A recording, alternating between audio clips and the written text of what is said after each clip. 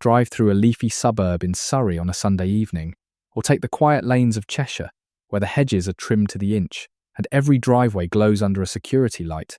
You'll see it everywhere, the soft amber glow behind the curtains, the German SUV, a sleek Audi, a heavy BMW parked nose out on the block paving, the trampoline in the garden, the extension that wasn't there last year, and you make an assumption because it's the assumption we're all trained to make. You think, these people have made it, they've arrived, this is what winning looks like. But here's what you cannot see from the pavement. In 2026, a great deal of the British dream is being held together with high interest tape and a rolling series of 3-year finance cycles. That glowing window and that shiny car are not always evidence of wealth. Increasingly, they are evidence of monthly payments. Welcome to the Suburban Mirage, where the middle class has never looked richer and has rarely been closer to the edge. Let's start with the car, because the car is where the illusion begins. Today, nearly 9 in every 10 new cars in Britain are bought not with money, but with finance.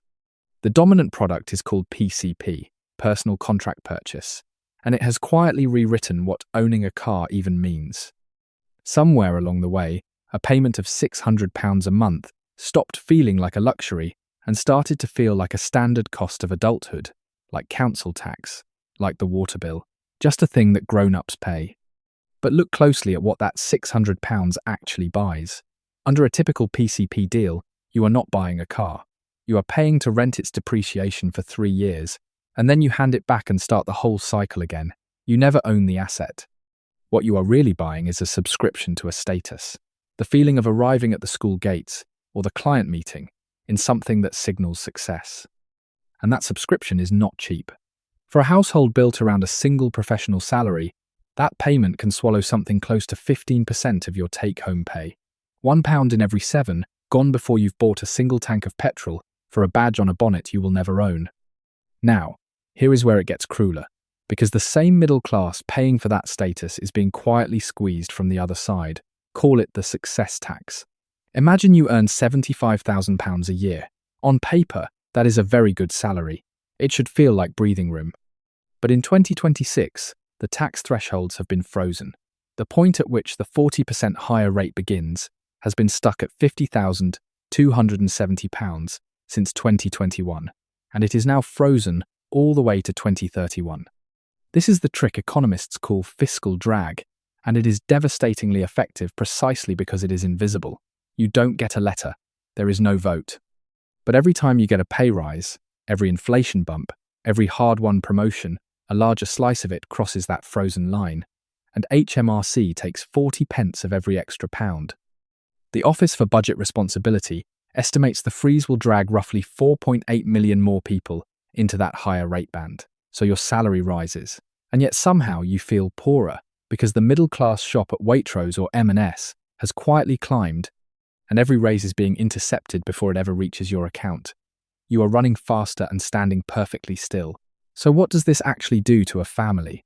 Picture a rubber band, stretched to its absolute limit. From a distance, it looks impressive, thin, taut, sleek, high-performing.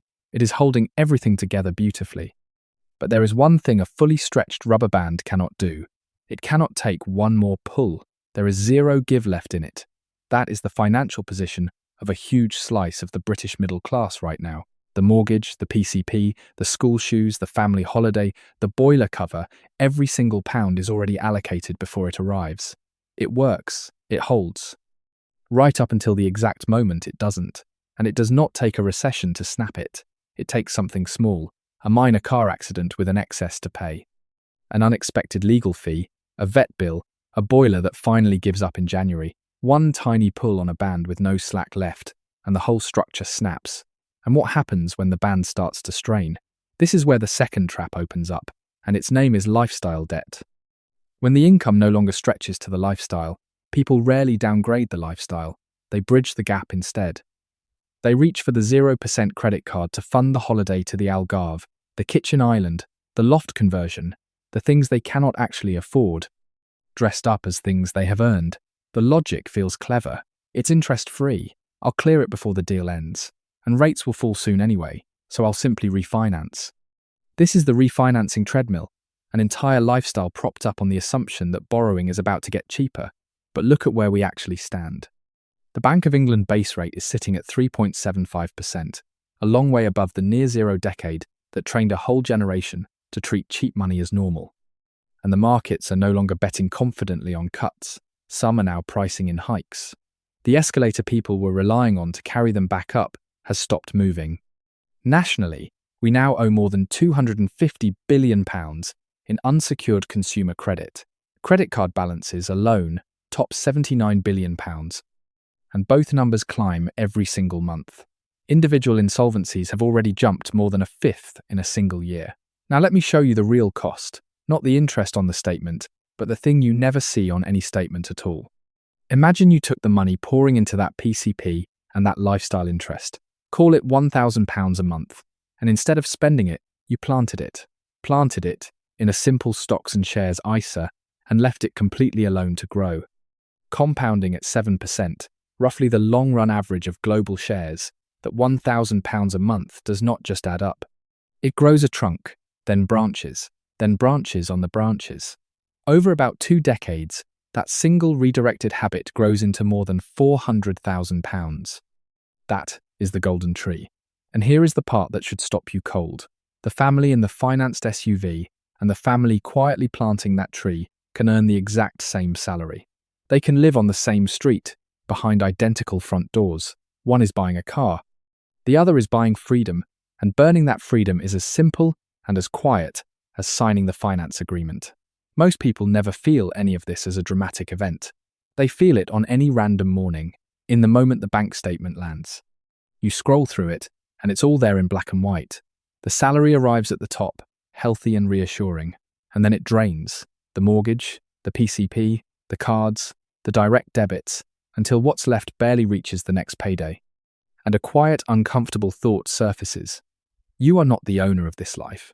You are a high-earning tenant in it. You earn a small fortune, and you own almost none of it. So why do we stay in the cage?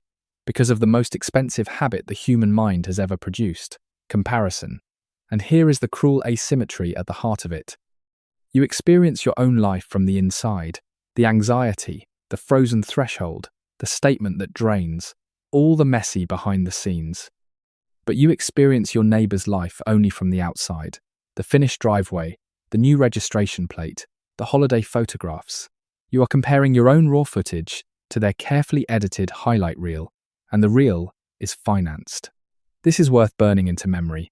Real wealth is quiet. Genuine financial security almost never announces itself, because the people who actually have it are not spending it on signals. The middle-class trap, by contrast, is loud, because being seen is the entire point of the trap. Every badge, every extension, every upgrade shouting a status that the balance sheet underneath simply cannot back up.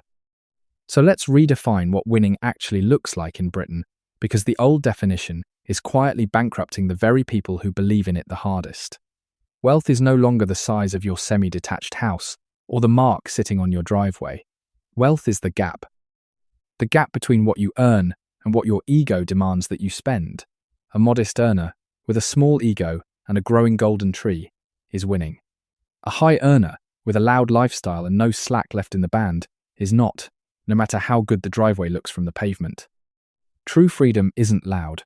It is a life where your needs are small and your assets are silent. So the next time you drive through that leafy suburb and see the glowing windows and the shiny German metal, don't ask whether they've made it. Ask the only question that actually matters. Behind that beautiful front door, is there any give left in the band at all? If you learned something from this video, like and hit subscribe. I'll see you in the next one.